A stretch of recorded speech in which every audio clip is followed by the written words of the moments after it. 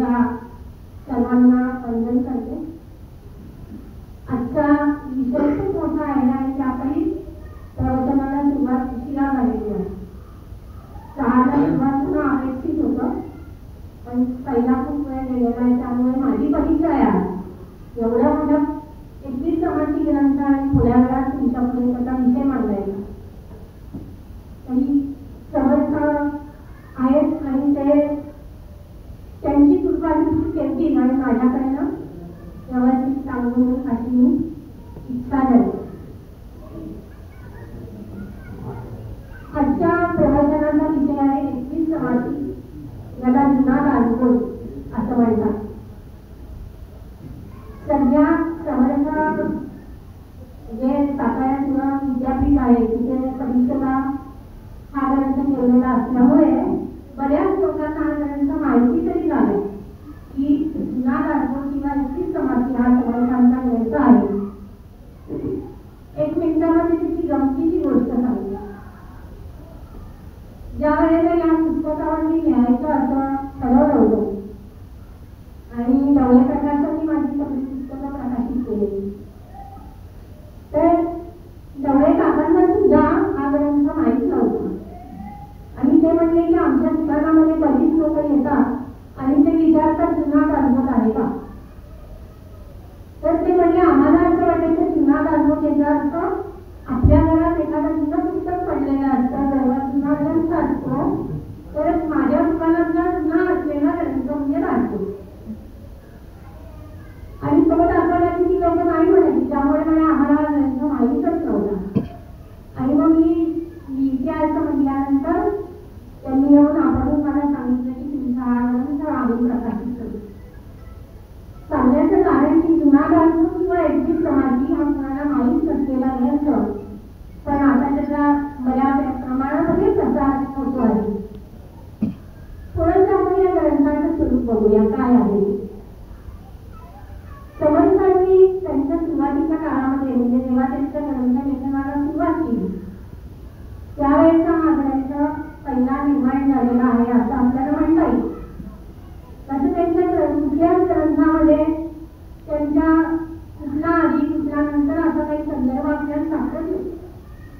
पण 21 समाधीमध्ये जे तत्वज्ञान आहे ते वाचल्यानंतर आपल्याला निश्चितपणे सांगता येतं, कारण अतिशय पूर्ण तत्वज्ञान असलेला हा 21 समाधी हा ग्रंथ आहे. आणि समर्थ जेव्हा तप करून त्यांनी ग्रंथ लेखनाला सुरुवात केली, ज्ञान वैराग्य सामर्थ्य सगळं संपादन केलेलं होतं, विशेषतः वैराग्य. आणि प्रपंच करायचाच नाही, प्रपंच हा नाटकाच आहे असं त्यांचं ठाम ज्या काळात झालेलं होतं त्या काळामध्ये त्यांनी या ग्रंथाची रचना केलेली आहे. त्यामुळे आपल्याला सगळं तत्वज्ञान जेवढं आहे समर्थांनी शंकराचार्यांचंच तत्वज्ञान अद्वैत वेदांतच सगळीकडे सांगितलेलं आहे, पण ते तत्वज्ञानाची एकूण सगळी अंग आपल्याला या 21 समाधीमध्ये दिसून येतात. त्यामुळे हा पूर्ण तात्विक ग्रंथ आहे. त्याच्यामध्ये 21 समाधी आणि आपला जो मोठा बांधव आहे त्याच्यामध्ये 200 समाधी, 30 दशक आणि 200 समाधी, आणि याच्यामध्ये फक्त 21 समाधी म्हणून याला 21 समाधी असंही म्हणतात. आणि या 21 समाधीतले 4 समाधी ते आपल्या 200 समाधी जो नवा राजकोट ज्याला आपण म्हणू त्यामध्ये घेतले गेलेले आहेत. ते कोणते तर सद्गुरू लक्षण तो एक समाज आहे, शिष्य लक्षण, वैराग्य निरूपण आणि आत्मनिवेदन, हे 4 समाज 21 समाधीतले नव्या राजकोटामध्ये त्याचा समावेश केला गेला. आणि बाकी सगळा जर आपण ग्रंथ वाचायला घेतला, आज आपल्याला फार त्याची प्रस्तावना करण्यात वेळ नाहीये, त्यामुळे आपण एकदम सुरुवात करूया मंगलाचरणापासून. जेव्हा आपण कुठल्याही ग्रंथाचं मंगलाचरण वाचतो तेव्हा सर्वसाधारणपणे गणेश वंदन किंवा शारदा वंदन असं केलेलं असतं. पण आपल्याला या ग्रंथामध्ये दिसतं, या ग्रंथामध्ये सद्गुरूंना वंदन दिसतं. आणि समर्थांचे असे अनेक ग्रंथ आहेत ज्यामध्ये त्यांनी सद्गुरूंना वंदन केलेलं आहे आणि ग्रंथाची सुरुवात केलेली आहे. तर या ग्रंथाची सुरुवातीला काय म्हणतात तर पूर्वी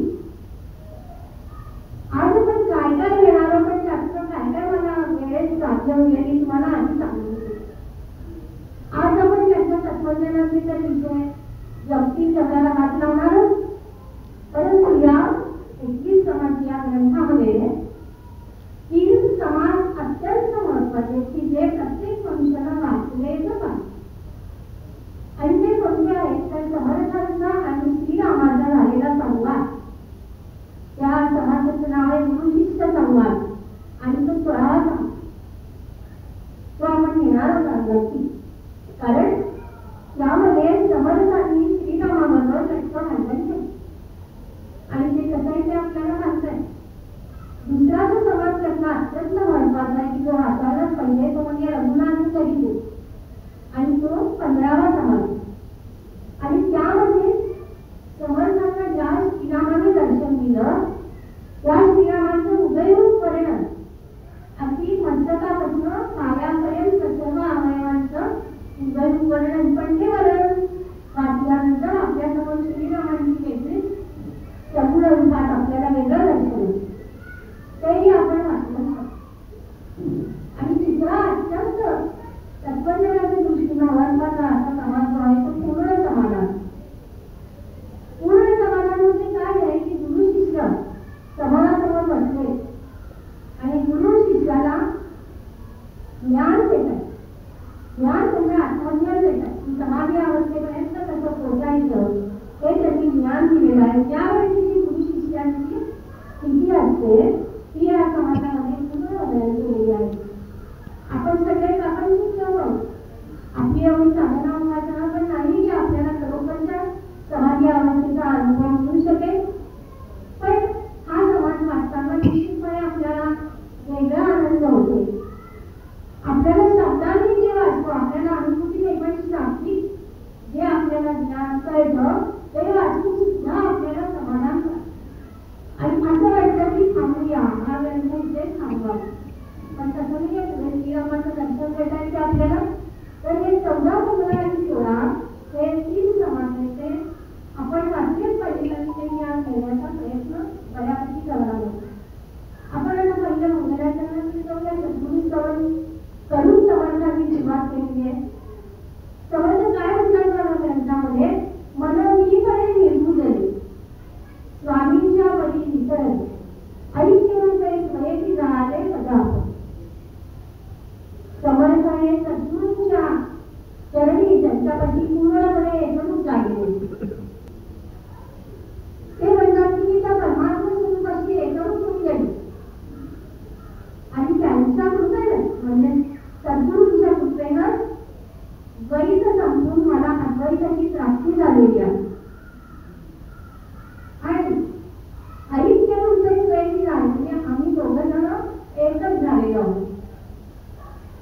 आणि आता या अशा माझ्या सद्गुरूंना वंदन करून ते पुढे आता आपल्याला 21 समाधीचं तत्वज्ञान सांगणार. इथे त्यांनी दोघं एकरूप झाल्याचे सांगितलेलं आहे. पण आत्माला हा ग्रंथ जर वाचला तर त्याचाही उल्लेख ऐकण्यासारखा आहे म्हणून मी ती सांगते. इथे काय म्हणतात बघा. स्तवन करताना समर्थ इथेही पहिल्या समाजात सद्गुरू समर्थ करतात आणि ग्रंथाला सुरुवात करतात. इथे ते काय म्हणतात बघा. तेथे सवनाचा विचार न करे विचाराची विचार परिचया नमस्कार भावमाने.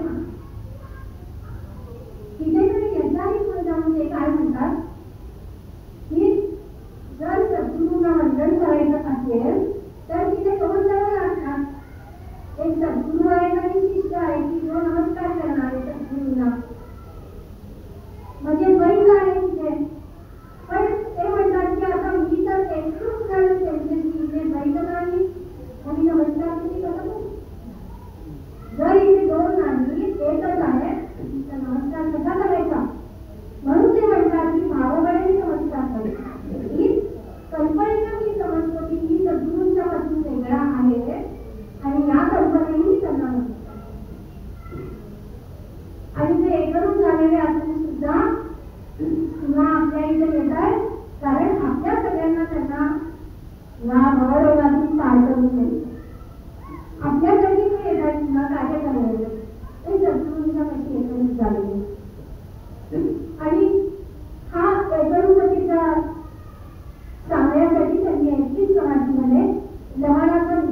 दिला. बहुतेकांना आपल्याला माहित आहे की लवण हे म्हणजे सागरामधून येतं, पण त्या सागराचं मी जेव्हा कड्याच्या रूपाने बाहेर येतं म्हणजे ते सागरापासून वेगळं होतं, तेव्हा त्याला वेगळं अस्तित्व होतं. जोपर्यंत ते सागरात असतं तोपर्यंत त्याला वेगळं अस्तित्व नाही, पण ते कड्याच्या रूपाने आलं की त्याला बाहेर वेगळं अस्तित्व येतं.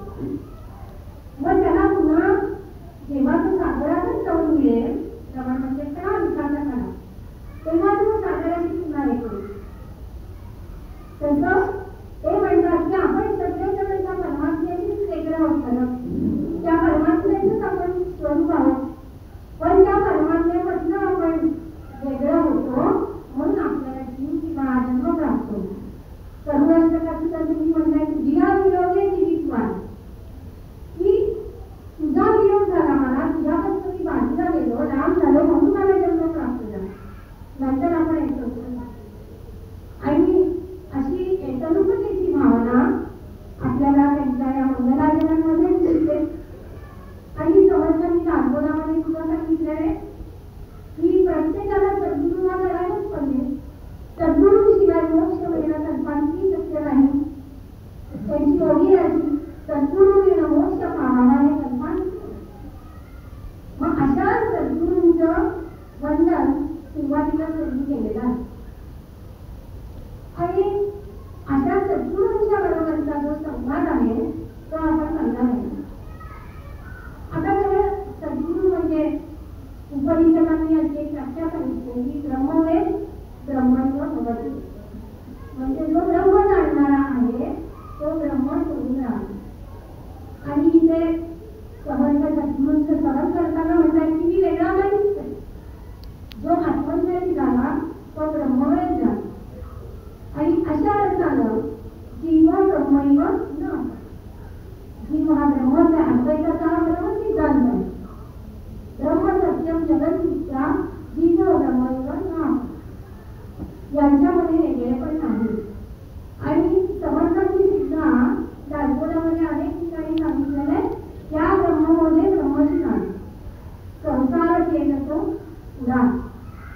तर असे सद्गुरू समर्थांचे सद्गुरू म्हणजे श्रीराम, त्यांचे घरामध्ये परंपरेने श्रीरामाची पूजा होत आलेली होती, त्यांचा तो आनंद निश्चित विषय आणि त्यांचे सद्गुरू सुद्धा ते आणि घरामधलं दैवतही पूजेचं ते.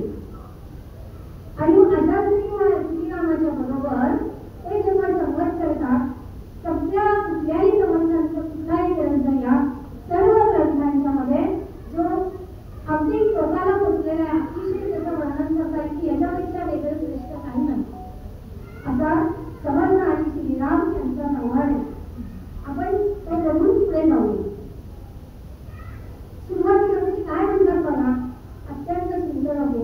रामाची तुझे मागावे, रामाची तुझे मागावे जे आपण रामची व्हावे. आपण रामरायांजवळ काय मागायचं की मला तुझा जन्म कर, आपण रामाची व्हावे. आणि असं जर झालं नाही तर काय मागावं, का रामाची का अर्थ करावे आपण ऐसे.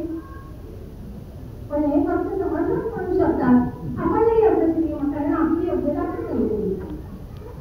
जो शिष्य म्हणणारा आहे ते समर्थ आहे आणि ते श्रीरामाला म्हणतात की मी राम व्हावं हे कुठून माझी फक्त दास व्हावं, म्हणजे द्वैत नको आहे, एकरूपतेची भावना.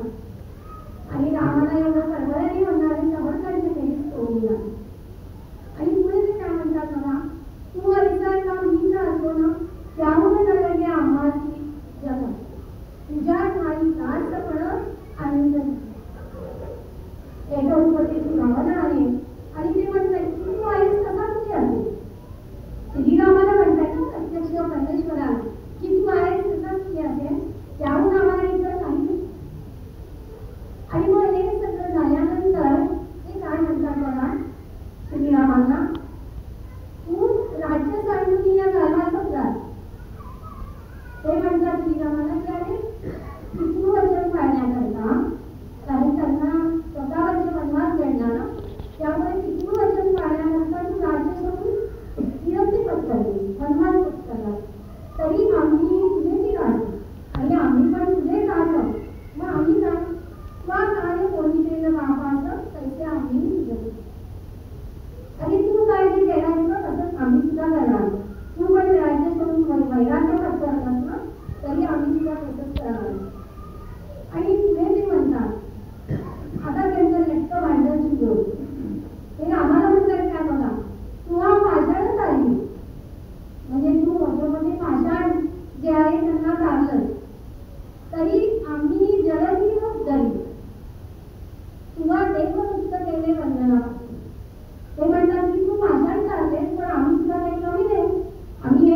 म्हणजे जरा जीव जगासारखेच आहेत सगळे, त्यांचा सगळ्यांचा उद्धार. तू देवाला वंदनातून मुक्त केलं, पण पुढे ते काय म्हणतात बघा, तुला देव मुक्त केले बंधनापासून, तरी आम्ही भाविकांची सोडूया. म्हणजे ते म्हणतात की तू देवाला बंधनातून मुक्त केलं, पण आम्ही सुद्धा तसंच केलं. तू काय असं समजू नको पाय की आपण देवांना मुक्त केलं. मग आम्ही काय केलंय, आम्ही भाविकांची सोडूया मोक्ष फलाची पावली घेतोय. आम्ही जी भक्त मंडळी आमची, पण हा शब्द लक्षात ठेवा, भक्त मंडळी. भक्त हा कसा असावा, आदर्श भक्त कोण, हा सुद्धा एक वेगळा विषय. आपण पूजा अर्चा करतो किंवा देवधर्म करतो म्हणून आपण लगेच भक्त होत नाही. भक्त होण्यासाठी खूप काय काय करायचं.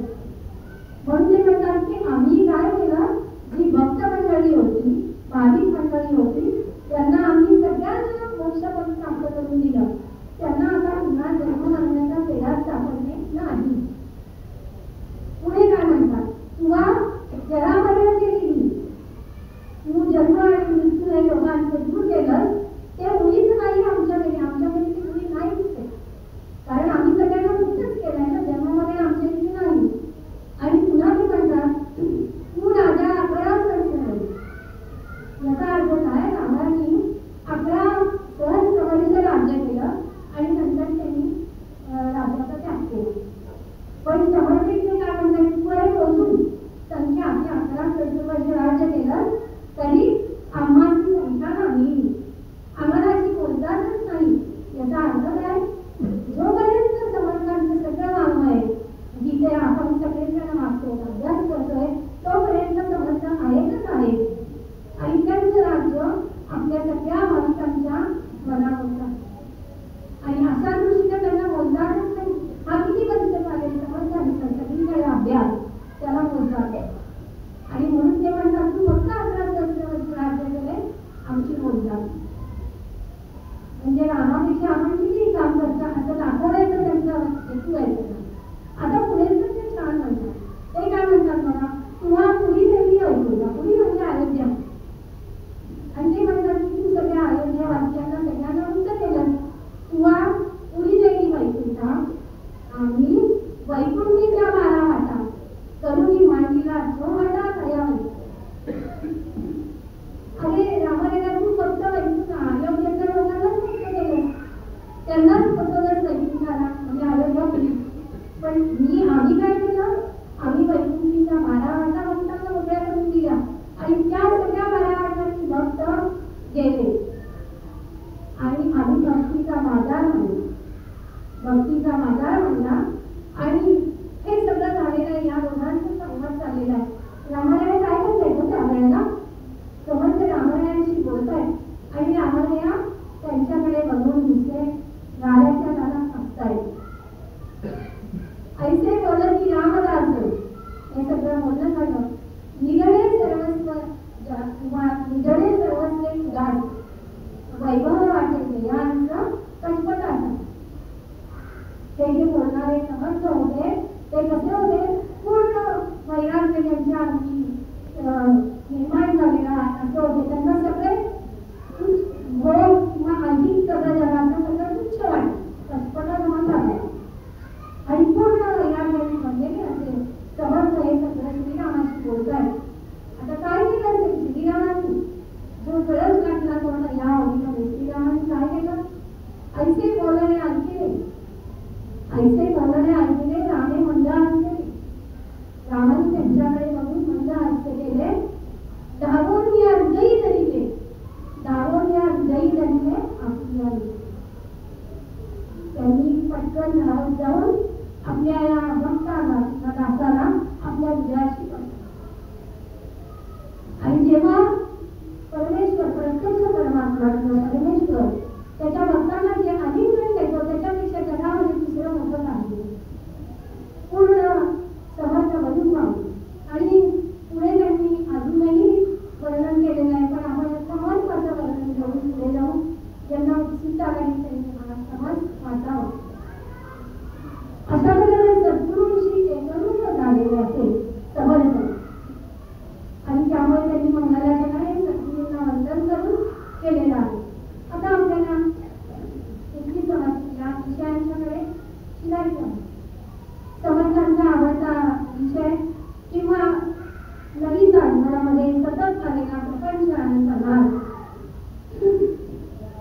हा विषय सुरुवातीला म्हणजे अनेक कलांतनं किंवा अनेक समाजातनं समर्थांनी मांडलेला आहे तसा दासबोधामध्ये नव्या दासबोधामध्ये आहे तसा. पण इथे एक फरक आहे.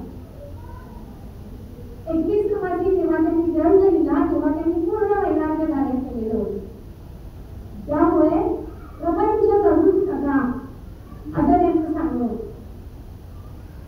पण त्यांना सुद्धा नंतर असं वाटलं असेल की आपण जर प्रपंच करू नका केवळ परमार्थ करा असं जर सांगितलं तर कोणीही परमार्थाला उभेच राहणार. आणि त्यामुळे त्यांनी कधी दासबोधामध्ये आपल्याला सांगितलं की प्रपंच करावा नाही तर ना मदत झाले परमार्थ की तुम्ही एकदा प्रपंच करा आणि मग परमार्थाकडे जावा. पण इथे ते म्हणतात प्रपंच करायचाच नाही पण हळूहळू सोडवावी ती प्रपंचाची नीती आपल्याला म्हटलेली असते ती हळूहळू सोडा.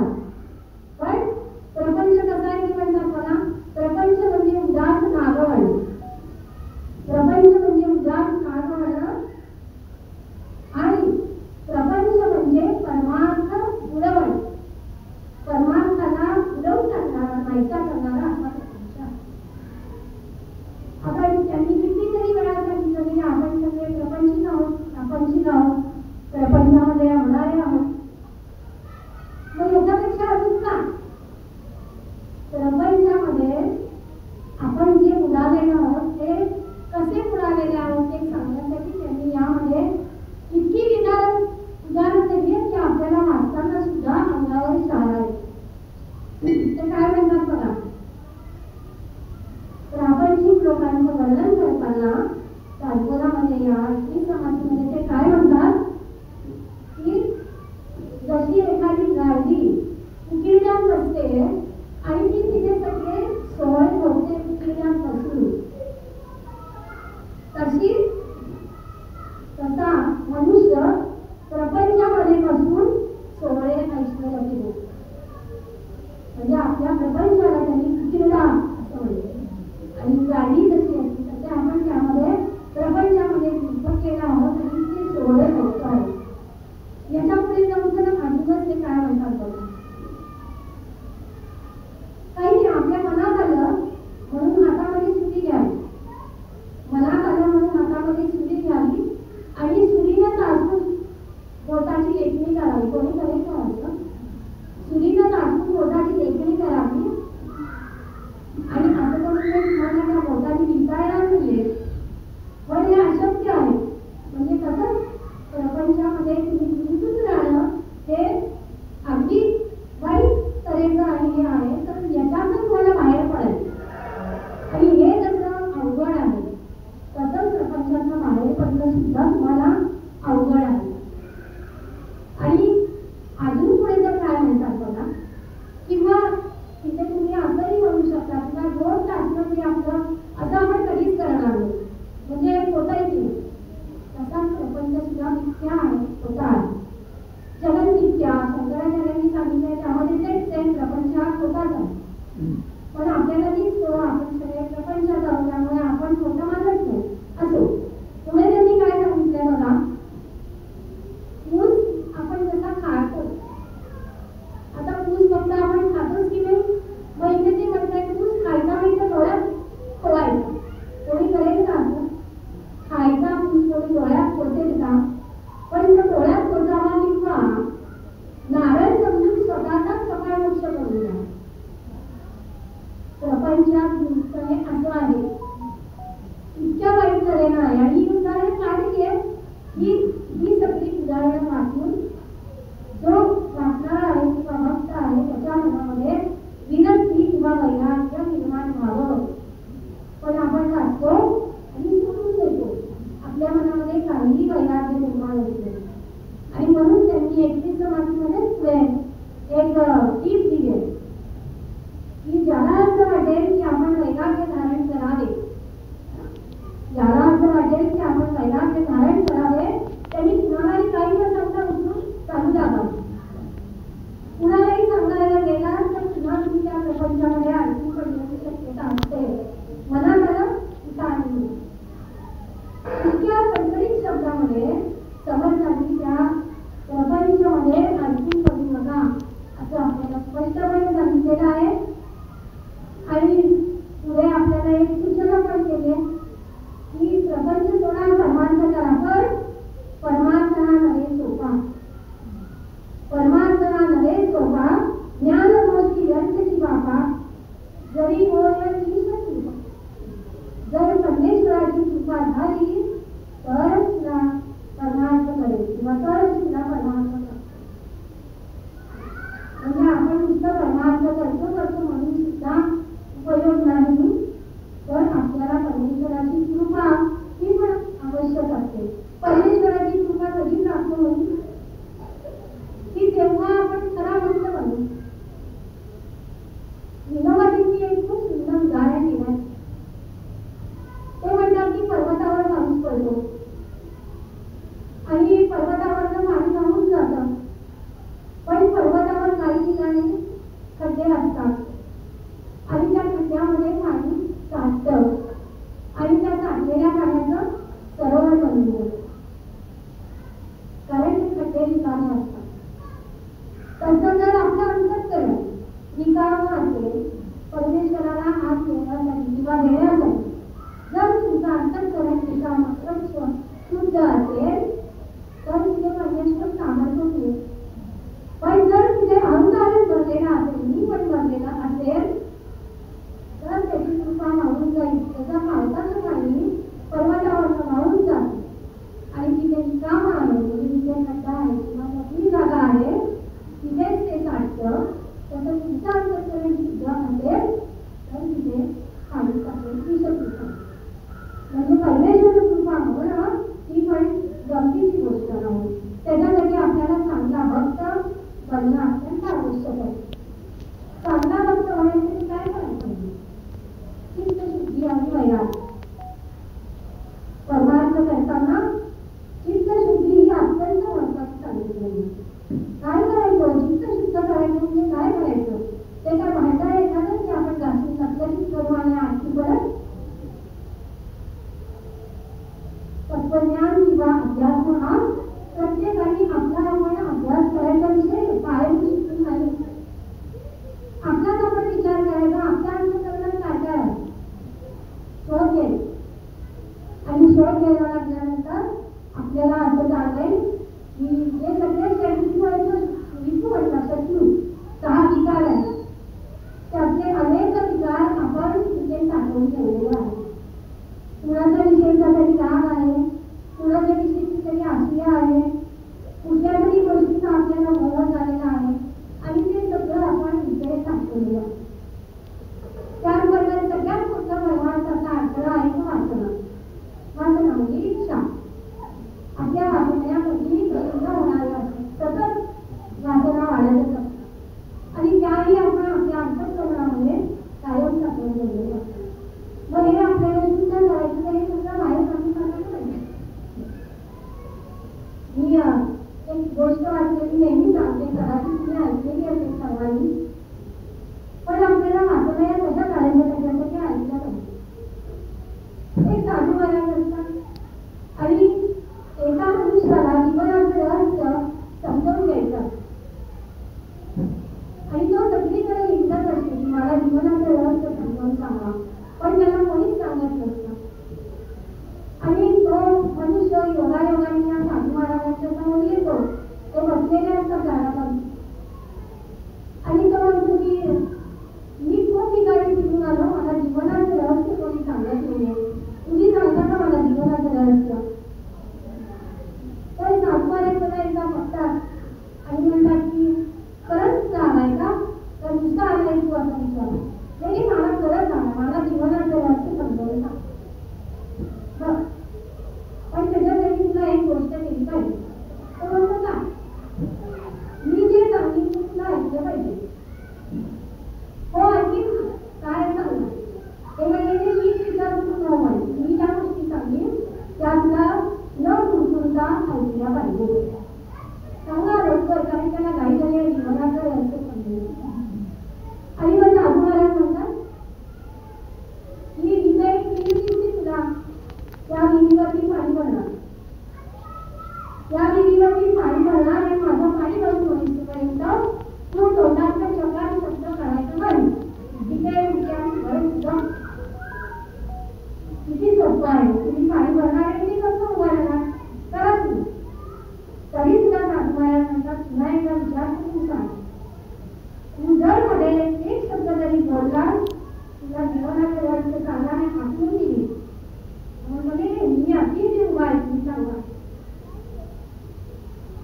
त्याला उत्सुकता वाढलेली आहे. साधूमाला म्हणतात तिथे माती ठेवलेली असते, त्याला जोर मारतात आणि जेव्हा ते माती करतात तेव्हा याला दिसतं की त्या मातीला खाली ना. अरे बापरे, तो घाबरतो. तो म्हणतो आता काय करायचं, या मातीला पूर नाही आणि या मातीने खाली पडणार, आता करायचं काय. तरी तो शांतपणे उभा. आता साधूमाला माती विहिरीत सोडताय की आवाज करत खाली जाते. पाणी भरण्याचा आवाज येतो, पण ती वर येताना पाणी सगळं करून येते. नुसती रिकामी माती होती. पुन्हा सोडतात. असं लागोपाठ 3 वेळेला करतात. 3 वेळेला हा सहनशीलता आपण उभा असतो. मग त्याला कसं आहे, कधीच पाणी बंद होणार नाहीये. आपण किती मूर्ख या माणसावर विश्वास ठेवला. आणि तिसरी बाजू जेव्हा रिकामी म्हणायची असते तेव्हा तो जोरात जोरात बसला. मला काही नको, तुमचं पाणी कधीच बंद होणार नाहीये, मी हा सांगतो. कारण त्याला कळतं की या बाजूने कित्येक दिवस वर्ष ते पाणी ओढत राहिले तरी पाणी भरून कमी होणार नाही, कारण बाजूला साधू महाराज फक्त त्याच्याकडे जा डोळे आणि हात रागाने घरी निघून जा. रागाने घरी निघून गेल्यानंतर त्याला असं वाटतं की साधू महाराजांचे डोळे आपला वाटला कर. हे का झालं, त्यांनी आपल्याला सांगितलं होतं की इथे न बोलता उभं काय हेतू काय, ही कुठली परीक्षा होती. माझ्या सहनशीलतेची होती तर मला खरोखरच काही रहस्य ज्ञान हवंय म्हणून माझी परीक्षा काय होती तो विचार करायचा. आणि त्याला असं कळतं की आपण थांबायला हवं तर आपली खूप मोठी चूक झाली. रात्रीवर झोपू शकला नाही. सकाळी उठून धावत सुटला आणि साधूंच्या पायावर लोटांवर घातलं की माझं काय चुकलं, मी निघून गेलो, पण आज मी अजिबात जाणार नाही. तुम्ही कितीही वेळ पाणी करा आणि मला जीवनाचं काय झालं असेल. साधू महाराजांनी पाहिलं आणि ते म्हणजे अरे मूर्खा, तुला निघून असेल तू काढून सांगितलं, तुला कळलं नाही त्याला विचार. अरे ही जी माती आहे ना, मी फुलाची बादली ती म्हणजे माझं नाही तुझं, कधीही तृप्त होणार नाही. किती आयुष्यभर तू ते माती जशी ओढत राहतील तशा तुझ्या वासना आयुष्यभर कधीही तृप्त होणार नाही, पूर्ण होणार नाही. आणि जेव्हा तू या वासनांचा त्याग करशील म्हणजे जेव्हा ही 20 फुलाची माती फेकून दे, ती फेकून दे आणि ध्यानाला बस. तुला जे जीवनाचं रहस्य आहे आपल्या सगळ्यांचं प्रापंचिक लोकांचं आपल्या वासनाला न जमणारे असतात. किती आयुष्य चाललंय पण आपल्याला इच्छाही होते. आम्हा बायकांना तर जरा कुठे तेल लागला, कमी पैशात मिळताय, फुकट मिळताय, गाड्यापासून मिळताय, किती वय असतात की तर त्यांची धावत आपल्याला नाही. घरात खूप सगळं तरी सुद्धा मला आणखी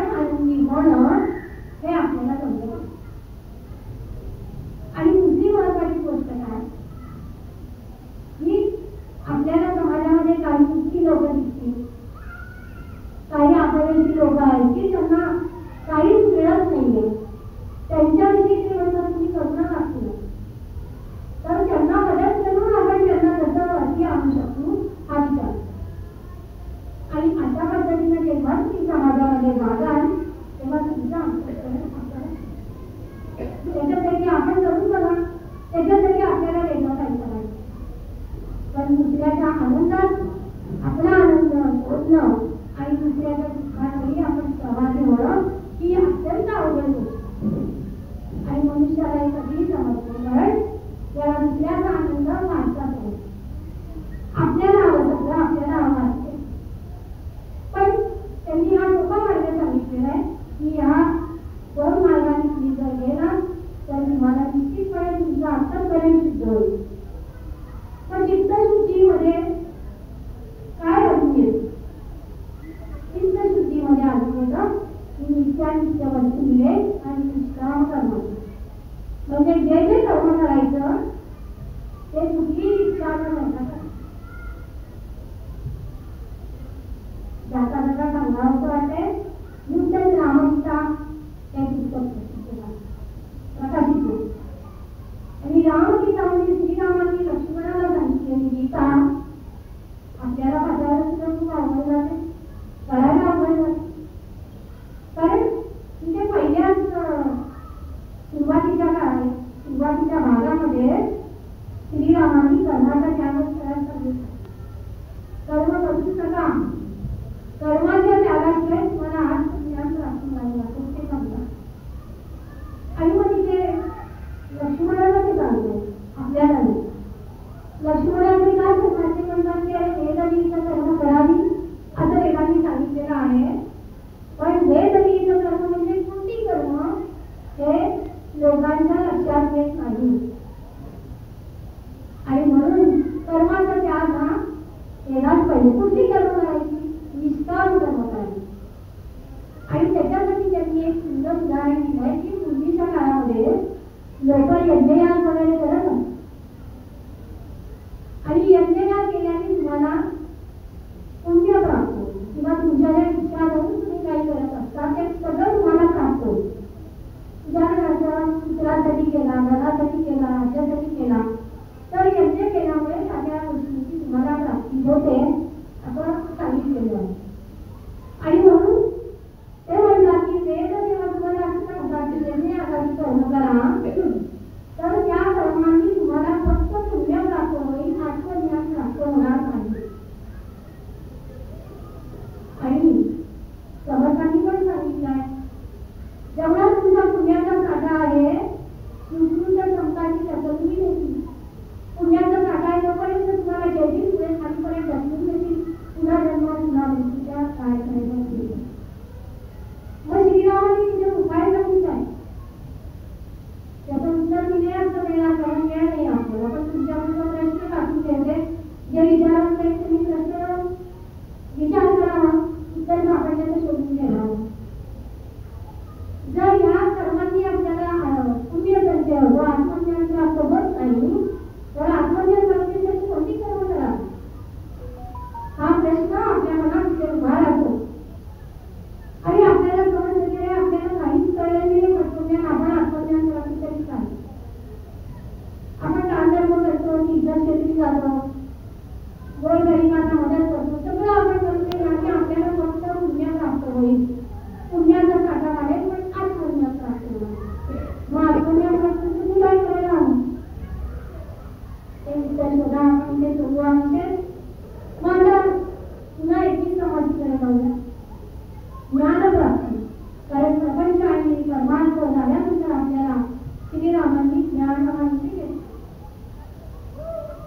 ज्ञानप्राप्तीसाठी काय काय त्याच्या आधी एक महत्वाचा विषय ते सांगतात की आपल्याला मोक्षापर्यंत जाण्यासाठी अनेक साधने ज्ञान, कर्म, योग, भक्ती या सगळ्यापेक्षा एक महत्वाचं साधन त्यांनी सांगितले ते म्हणजे श्रवण. श्रवण हे सगळ्यात महत्वाचं साधन आहे. श्रवण हे गणेश चित्तशुद्धी, श्रवण हे बुद्धबुद्धी. समर्थांनी सांगितलं की चित्तशुद्धी सुद्धा कशाने श्रवणाने आणि आत्मारामध्ये करते गुरु शिष्य संवादाच्या आत्मारामध्ये सुद्धा. आणि तिथे शिष्याला ज्ञान हवे आणि तो फक्त विचारते मला ज्ञान कसं प्राप्त होईल आणि त्या ज्ञानप्राप्तीसाठी काय करायचं असा त्यांनी तिथे प्रश्न विचारलेला आहे.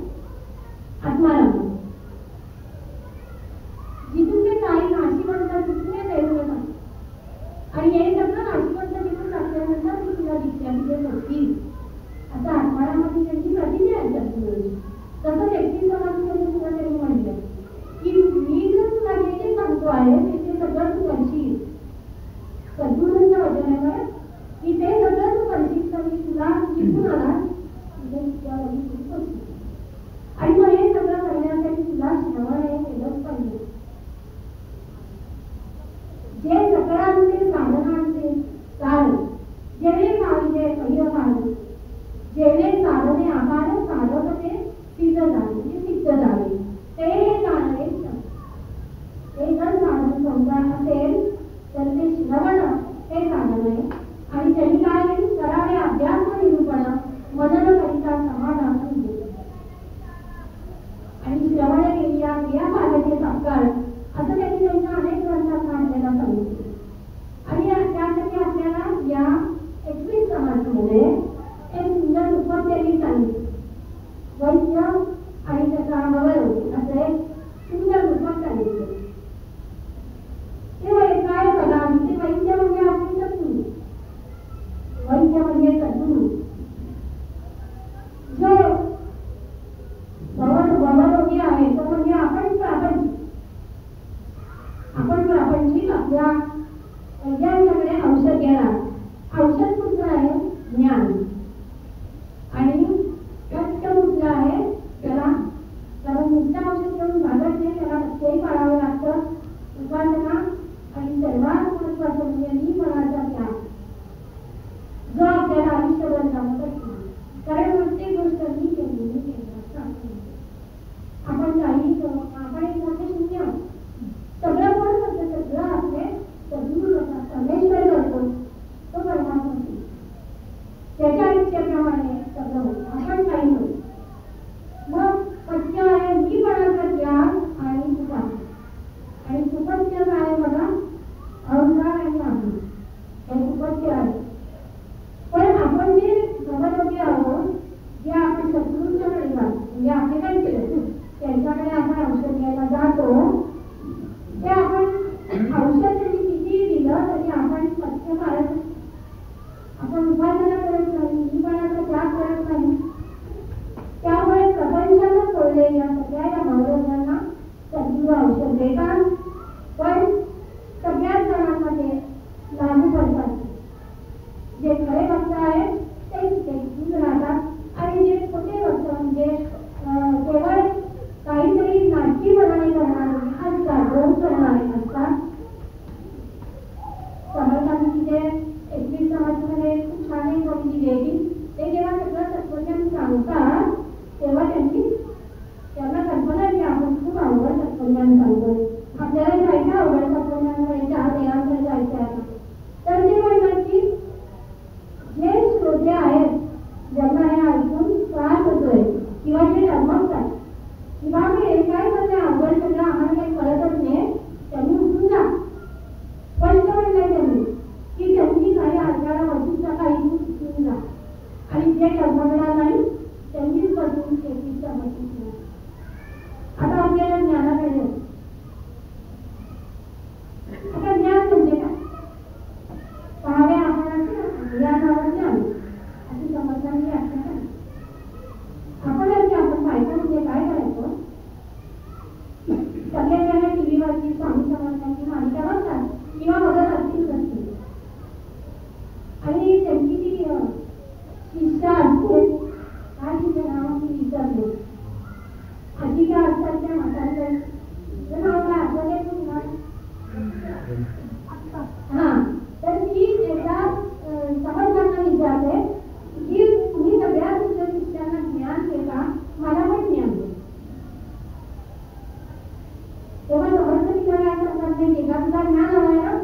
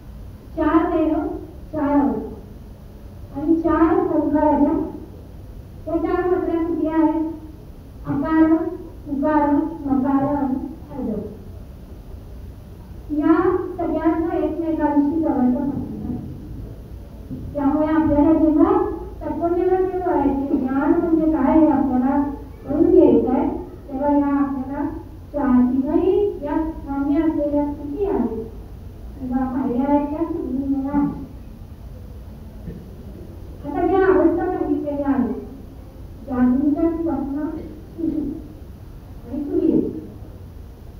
जागृत म्हणजे काय? जागृत म्हणजे मनुष्य जेव्हा सुंदर देहाचा व्यापार करतो, म्हणजे रोजच्या व्यवहारामध्ये तो जे वागतो, जी काही कर्म करतो, त्याला जागृत अवस्था. दुसरी स्वप्न अवस्था म्हणजे तो जेव्हा झोपतो तेव्हा तो स्वप्नामध्ये सुद्धा विहार करत असतो, फिरत असतो तो अनेक ठिकाणी. ती जी अवस्था असते ती स्वप्न. जागृतमध्ये सुंदर देह आहे, स्वप्नामध्ये सूक्ष्म देह आहे. जागृतमध्ये पहिली मात्रा आहे आकार आणि दुसरी जी उकार आहे ती स्वप्नामध्ये. तिसरं आहे, तिसरी अवस्था आहे ती सुषुप्ती. सुषुप्ती म्हणजे काय? सुषुप्ती म्हणजे ही गाढ झोपेची अवस्था, म्हणजे ही अज्ञानाची अवस्था.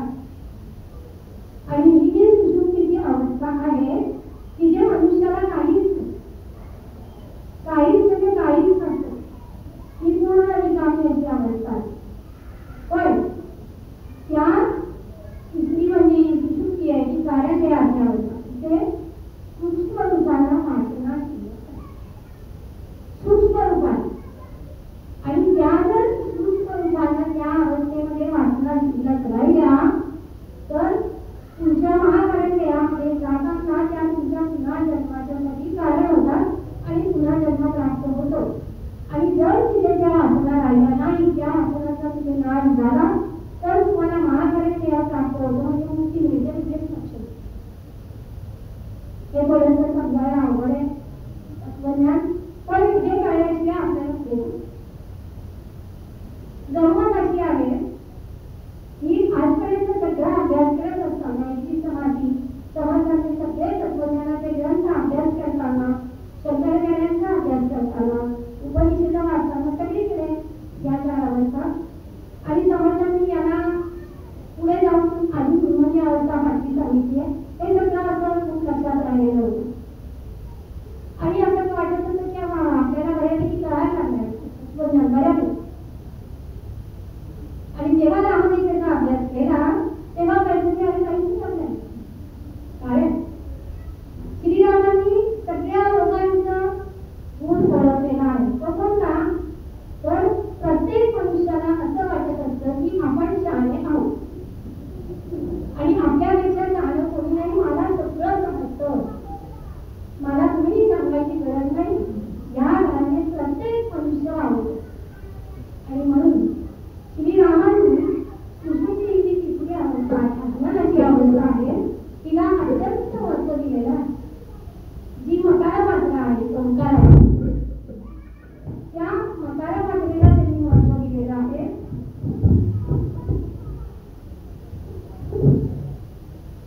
आणि मकार मात्रेबरोबरच सुषुप्ती आणि कारणदेह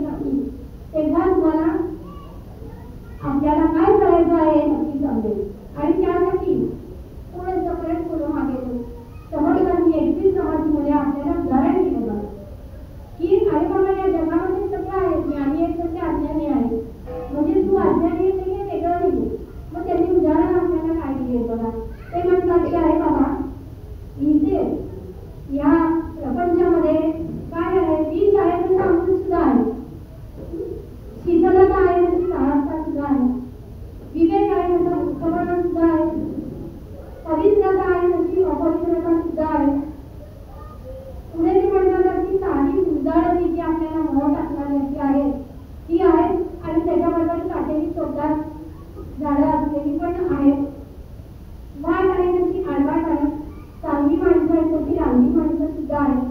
आणि हे सगळं अशी परिस्थिती आहे. म्हणजे असं नाही की बाबा अज्ञान आहे म्हणजे तुझं काहीतरी फार बिघडलेलं आहे, पण तुला त्याची जाणीव पाहिजे की मी अज्ञानी आहे, मला काहीही कळत नाही आणि मी रिकाम आहे आणि आता मला ज्ञान प्राप्त करून घ्यायचं आहे. मग याच्यासाठी तुम्हाला पहिलं काय हवं? चित्तशुद्धीमध्ये मी सांगितलं की विद्यानिष्ठ विवेक पाहिजे. समर्थांनी या विवेकाला आणि वैराग्याला खूप महत्वाचं स्थान दिलं. त्यांनी व्याख्यान सांगितलेली विवेकाची एक सुंदर व्याख्या सांगितलेली आणि विवेक आणि वैराग्य याचे अर्थात ते असं म्हणतात, प्रतिष्ठा झाली म्हणजे जर तुम्हाला समाजामध्ये मोठेपणा मिळाला, प्रतिष्ठा मिळाली तर त्याचा लोक करू नका, लालूच न करी त्याची जाणारी वैराग्य. म्हणजे जर तुम्ही असं असाल तर ती वैराग्य समजा आणि स्वधर्माचा सांभाळतही तो विवेक. आणि जो स्वधर्माचा स्वतःच्या कर्तव्याचं कर्माचं पालन करेल तो विवेक समजावा. आणि विवेक आणि वैराग्य या आणि मला तुम्हाला उल्लेख केला होता की ओरियासी अजयानी वाटे वैराग्य करावे, त्याने काहीच न विचारावे, उठवून वाटी लागावी दिली. ज्याला अशी वैराग्य त्रास करून त्यांनी निघून जा. पुन्हा आपण या चार वेळांचं जेव्हा तुम्ही महाकाली देहापर्यंत पोहोचाल तेव्हा तुम्हाला ज्ञानप्राप्ती होईल. पुन्हा प्रश्न होतो की ज्ञानप्राप्ती होते म्हणजे काय? ज्ञानप्राप्ती होते म्हणजे मी पण समजून संपूर्ण मी पण आपण ज्ञान करतो, अहंकाराचं ज्ञान करतो आणि आपण सद्गुरूंच्या एकरूप सेवा करतो, द्वैत संपून अद्वैत निर्माण होतं, त्यावेळेला तुम्हाला ज्ञानप्राप्ती. आता हे मी पण निरसन समर्थांनी या अंतिम समाधीमध्ये उल्लेख केला आहे.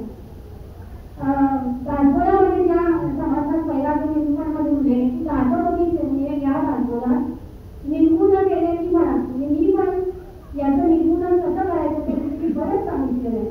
पण ते म्हणतात की तुला काही ते कळलेलं दिसत नाही, म्हणून मला आता पुन्हा या दासोळामध्ये मी पण निरसन कसं करावं, मी पण कसं करणार हे सांगावं लागतं. लोकांची कविता प्रसिद्ध आहे, मी पण माझे अक्वळा करून सहजपणाने घडवले जीवन जाणले. आपलं त्रिफळ हे कसं करून गेलं पाहिजे, एखादं फळ झाडावर पिकलेलं खाली पडतं ते कसं सहजपणाने करून पडतं, तसं आपला अहंकार बंधूपणा हे सगळं सहजपणाने करून गेलं. आणि हे मी पण गेल्याशिवाय आपल्याला ज्ञानप्राप्ती होणार नाही. तुकाराम महाराजांनी एक खूप छान अभंग सांगितलंय. ते म्हणतात की माळ म्हणजे हाताची माळ, गाडग्यांची माळ असते ना, गाडेगाची फुटी सुटली. आता त्यांनी त्यांच्या एका होळीमध्ये सांगितलं किती गाडगी असतात, किती होळीनं बांधलेली असतात आणि ती फिरत असतात, पण त्यांच्या एखाद्या गाडग्याला किती कधी मिळेल ते फुटलं, ते फुटलं तर ते होतं. म्हणजे काय, जेव्हा आपला अहंकार आपला नाही त्यावेळेला आपल्याला ज्ञान प्राप्त होईल. आता हे ज्ञान प्राप्त होणं पुन्हा एक छोटीशी गोष्ट आहे का, आपल्याला अनेक प्रश्न मनात पडत असतात की ज्ञान प्राप्त होणं म्हणजे काय होईल. ज्ञान प्राप्त होणं म्हणजे काय, हे पंत विष्णू आहे, तिचं नाव चियेला असं आहे. आणि ती ज्ञानप्राप्तीसाठी अरण्यामध्ये पोथी बांधून राहिलेली आहे आणि तिच्या पोथीच्या घराजवळच तिच्या एक नदी वाहते आणि ती रोज तिथे जाऊन त्या नदीवरनं कावड भरून पाणी आली. एकदा पौर्णिमेची रात्र आहे आणि पौर्णिमेच्या रात्री ती कावड घेऊन पाणी भरायला निघाली. मस्त चांदणं वगैरे पडलेलं, चंद्राचं पूर्ण हिरवळ आहे आणि ती खूप खुश आहे, गाणं म्हणते. आणि त्याच नागामध्ये ती पाणी भरून घेते, कावड भरून घेते. कावड घेऊन ती पुन्हा आनंदातच घराकडे परत निघते. तेव्हा तिला दिसतं की सावलीमध्ये चंद्राचा प्रतिबिंब पडलेला आहे आणि ते बघून तिला अधिक आनंद होतो. आणि इतक्यात काय होतं की तिच्या हातातून ती कावड सुटते, त्या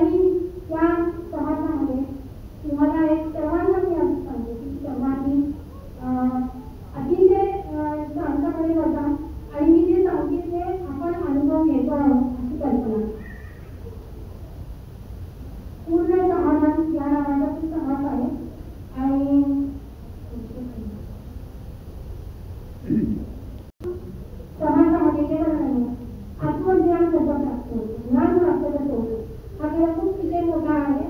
पण समोर वेळाला असल्यामुळे मला सारखं बघावं लागतं त्याच्याकडे. पण आपण आज सन्मान घेऊया की ज्ञान प्राप्त कसं होतं. गुरु शिष्य समोरासमोर बसले, कल्पनेने डोळ्यासमोर सगळं आहे. गुरु आणि शिष्य समोरासमोर बसलेले आहेत आणि गुरु शिष्याला ज्ञान प्राप्त करून देतात. आणि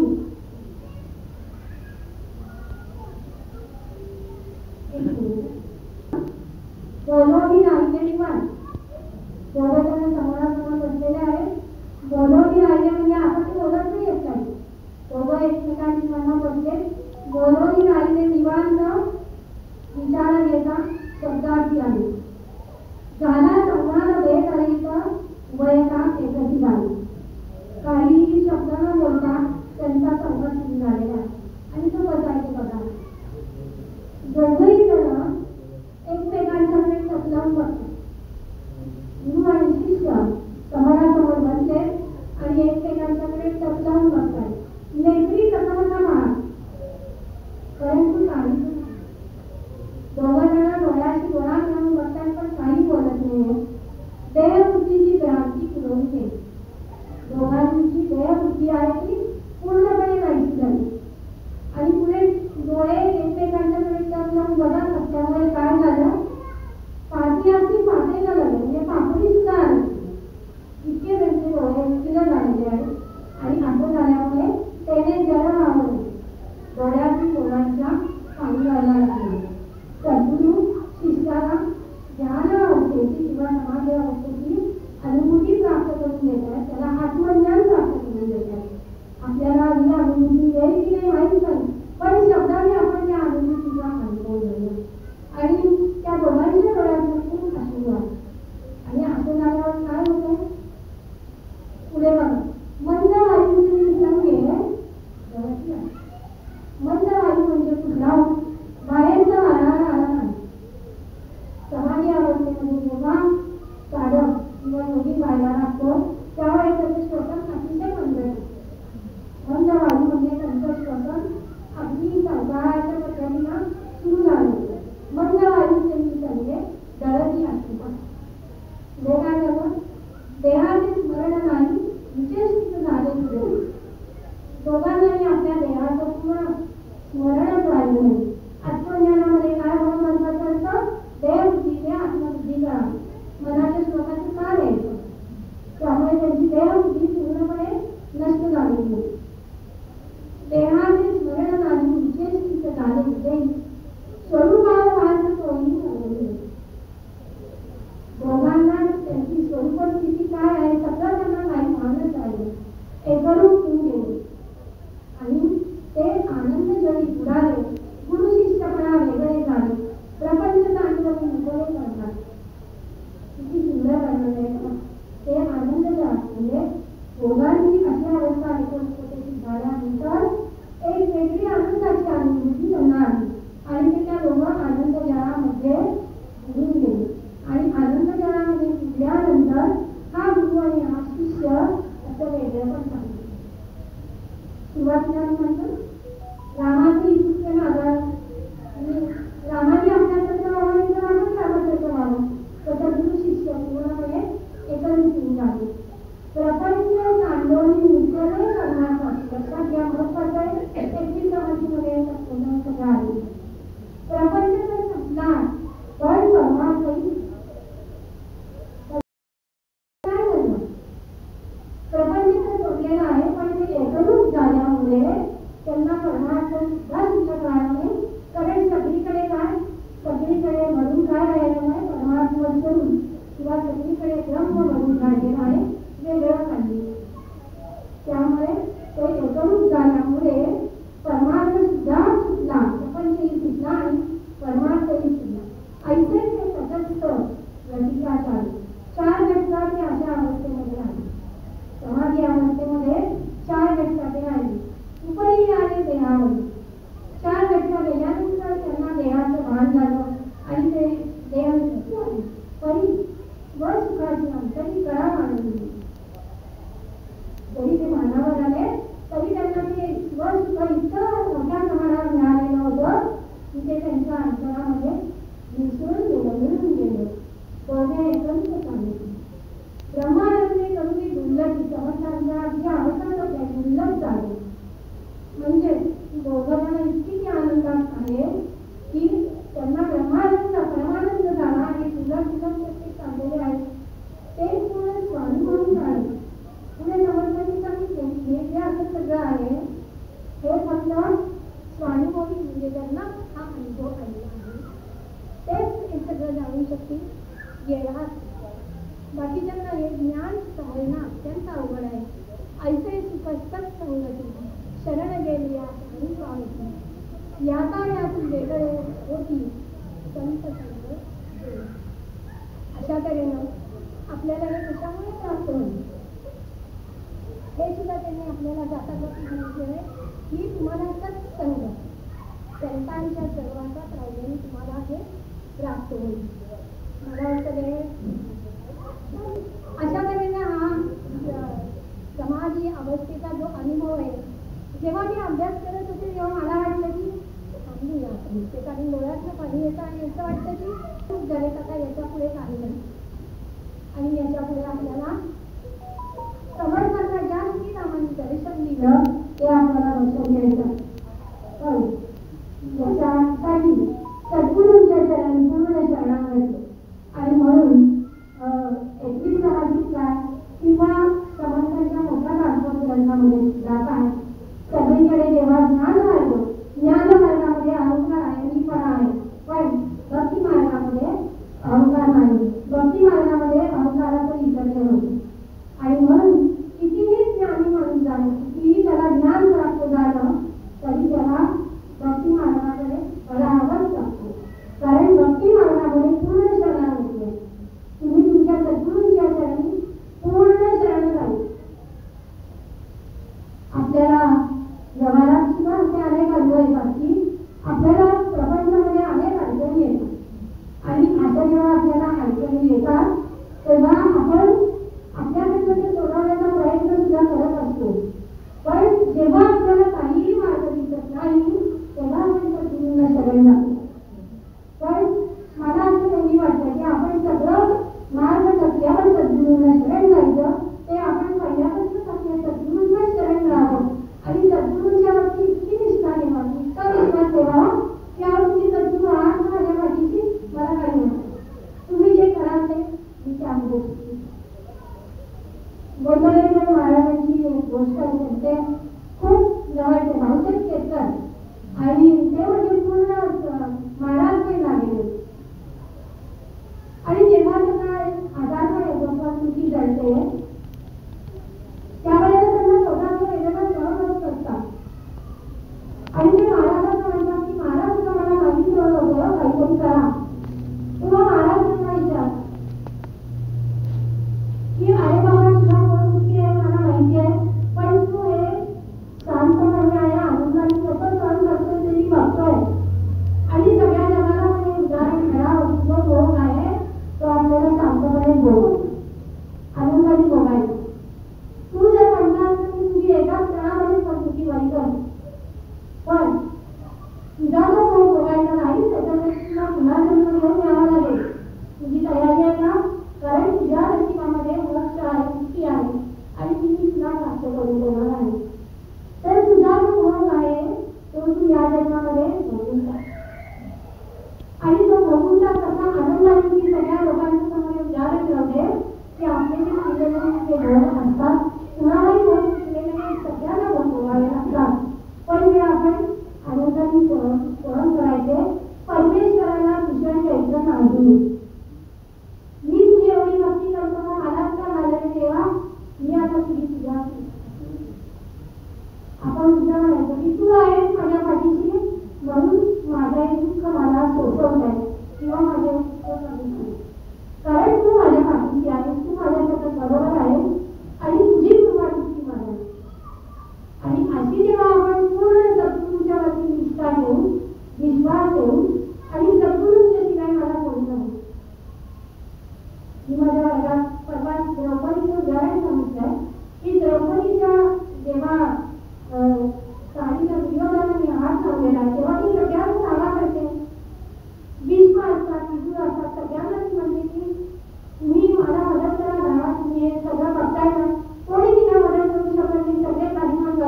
गेलेले असतात आणि सगळे मार्ग फुटल्यावरती श्रीकृष्णाला बोलवतो की कृष्ण धाव आणि मग तत्क्षणी धावत येतो. आणि मग पुढे तिने विचारलेलं आहे वनवासात असताना की माझी जेव्हा इतकी विटंबना होत होती तेव्हा तू काय करत होता. तेव्हा कृष्ण म्हणला आता तुम्हाला बोलावलं कुठे तू बोलावलेल्या क्षणी ना. तसं आपली आपल्या सद्गुरूंच्या वरती अखंड निष्ठा श्रद्धा पाहिजे की माझे सद्गुरू मला सगळं देत कुठलंही संकट आलं तरी तत्वाला बाहेर काढतील. आणि अशी जेव्हा आपली त्यांच्या ठिकाणी श्रद्धा असेल तेव्हा आपल्याला सगळं विनाकारण सहन करण्याची ताकद मिळेल. आता खूप वेळ झाला. समर्थांनी त्यांना ज्या श्रीरामाचं दर्शन दिलं त्याचं वर्णन अतिशय केलं आणि ते पण तुम्हाला देता झाले त्यांनी विशिष्ट माहिती वाचावं. आता जो कल्याणी वार्षिकाचा संघ निघाला आहे श्रीरामनवमी त्यामध्ये सहसा ज्या रामाचं दर्शन झालं त्या रामाचा मोठा फोटो आम्ही दिलेला तो राम कसा दिसला त्याचा फोटो दिलेला आहे. समर्थांना रामाचं दर्शन कसं झालं त्यांनी सुरुवातीला वर्णन केलं. निमास सुहास्य वदन माणिक्य प्रिया जगपती दर्शन अदरच रंग बोलता क्षमा प्रवाहाची आपण सगळ्या वर्गात असणार नाही. तिथे त्यांनी काय सांगितलं बघा की श्रीरामाचं सुहास्य बदल म्हणजे त्याच्या चेहऱ्यावरती कायम स्मित आहे आणि स्मित असल्यामुळे त्याचे दात तसे त्याच्या दातांचा रंग माणसासारखा आहे. आपल्याला माणिक लाल माहीत असतं पण लाल पांढरे शिवाय असतात पण माणिक सुद्धा पांढऱ्या शिवाय रंगाचं सुद्धा असतं आणि त्यामुळे समर्थांनी दाताला माणसाची मानलेली की दात माणसाप्रमाणे शुद्र आहे आणि त्याचे जे ओठ आहे ते त्याला प्रभाळाची म्हणजे कवळं असते त्याची उपमा दिलेली आहे की कसे आहेत ते. त्याच्या विवया कशा आहेत तर धनुष्यात आहे. नंतर त्याचं जे नाक आहे ते सरळ आहे की ते वेद सगळे विश्रांती घेत त्याच्या नाकापासून त्यांनी वर्णन केलेलं आहे आणि त्याचे डोळे सुद्धा अतिशय सुंदर मोठे असतात. पुढचं जे वर्णन विलक्षण आहे ते असं आहे की त्यांनी कपाळावरती त्याचे जे गंध आहे ते वेगळं आहे. कपाळावरती संपूर्ण केशराचा लेप दिलेला कपाळाला संपूर्ण त्या केशराच्या लेपाच्या मध्ये हरणाच्या नाभीसारखं म्हणजे हरणाची जी नाभी असते त्याचं दोन चिन्ह रेखाटलेलं आहे त्या केशराच्या लेपावर. त्या दोन चिन्हाच्या भोवती दुभोवती असा गंध लावलेला आहे आणि त्या गंधावरती कडेला लाल कुंकवाच्या ज्याला आपण बॉर्डर सारखं म्हणतो तसं लेखलेलं आहे आणि त्याच्यावरती अक्षरा लावलेला आहे. एवढं त्याच्या गंधाचं वर्णन आहे. आणि हे जे गंध आहे त्या गंधाला त्याच्यामध्ये केशर आहे कस्तुरी आहे सगळंच आहे आणि त्याच्या कानामध्ये जी कुंडल आहे ती मकर जातीचा मासा असते आणि त्या मकर जातीच्या माशाच्या आकाराची कुंडलं त्याच्या कानात. तसंच त्यांनी जी हातामध्ये त्याचे बाजूबंद आहे त्याच्यामध्ये कीर्तिमुखाचं चिन्ह आहे. कीर्तिमुख म्हणजे आपण मंदिरामध्ये बघतो तर पायरीवर शिंग असलेल्या राक्षसाचं चित्र आहे. तर ते जी अत्यंत पराक्रमी लोक आहेत त्यांच्या फक्त गंधावरती कीर्तिमुखाचं चिन्ह वाढवलं जातं तसं त्याच्या पाठीवरती कीर्तिमुखाचं चिन्ह आहे. आणि त्याच्या केसांचं काय सुंदर बघा हे पण तुम्ही डोळ्यासमोर असताना सगळं त्याचे केस पुढे आहेत.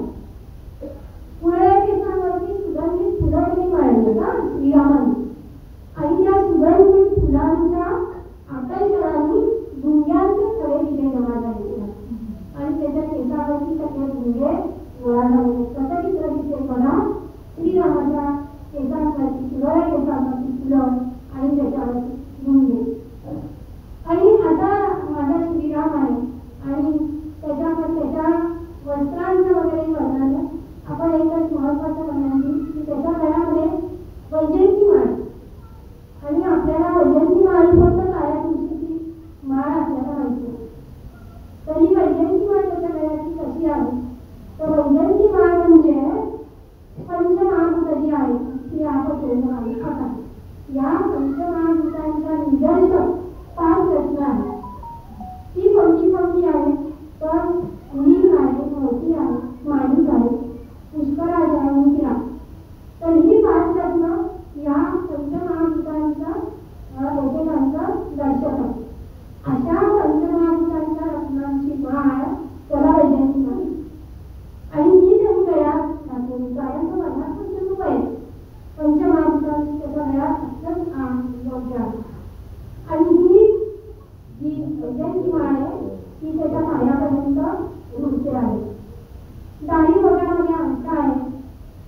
त्याच्या दागिन्यांचं वर्णन ते सोडून आपण जरा परत पुढे जाऊया. त्याच्या कमरेचं वर्णन केलेलं आहे. ते अतिशय सुंदर आहे. त्याची कंबर कशी आहे? कंबर अतिशय नाजूक आहे. श्रीरामांची कंबर अतिशय नाजूक आहे. आणि पुढे तुम्ही सांगितलं की सौंदर्याची म्हणजे सुंदर करण्याची तिन्ही जी असते तिची कंबर सगळ्या काढत असते. आणि सौंदर्याची श्रीरामची उपमा दिली जाते की तिन्ही त्याची नाजूक कंबर. म्हणजे समर्थ म्हणतात की माझ्या श्रीरामांची कंबर त्याच्यापेक्षाही नाजूक आहे. आणि सिंहिणी जेव्हा पाहिली श्रीरामांची कंबर इतकी नाजूक आहे. त्याच्यावर कंबरपट्टा घातलेला आहे. त्या कंबरपट्ट्यांना छोटी छोटी गुंडळं आहेत. आणि हे जेव्हा ती बघते तेव्हा ती पण लाजेला मान फिरवते. तिचा अहंकार नष्ट होतो. याचा अर्थ आहे ती निघून जाते. कारण तिला अहंकार असतो की आपलीच कंबर सर्वात सुंदर आहे. पण श्रीरामांची कधी अधिक सुंदर आहे. त्यामुळे तिचा अहंकार निघून जातो. नंतर